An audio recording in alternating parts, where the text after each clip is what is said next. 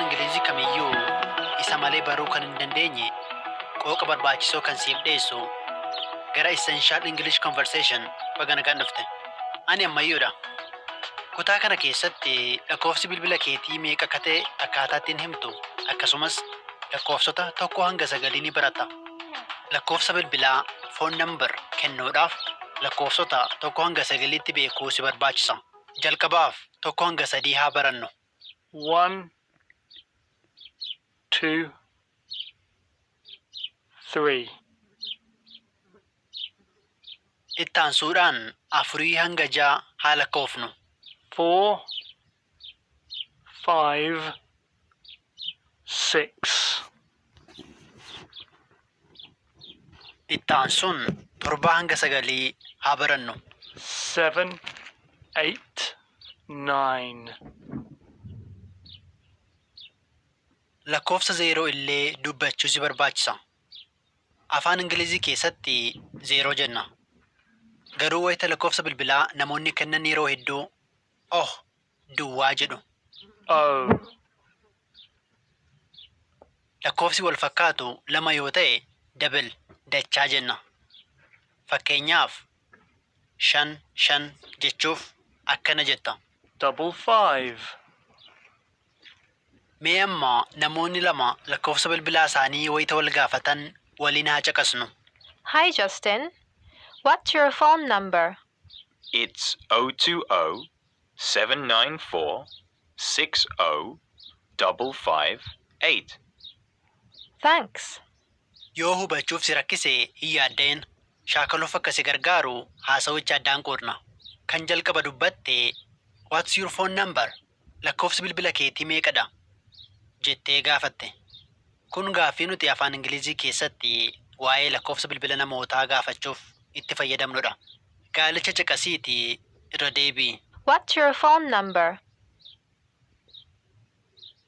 Kan lammaffaa dubbate wayita irra deebi'ee lakkoofsa bilbila isaa kennu caqasiitii lakkoofsa dhageesse barreessuuf yaali.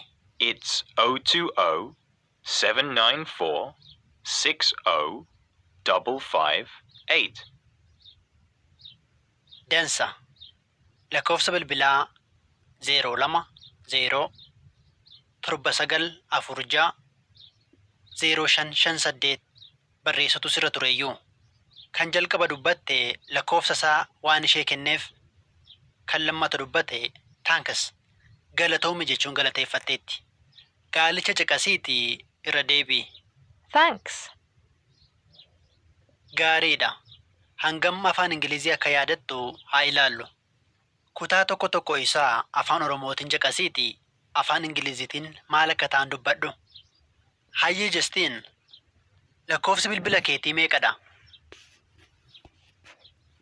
Hi Justin, what's your phone number? 020 dha. It's 020 794 794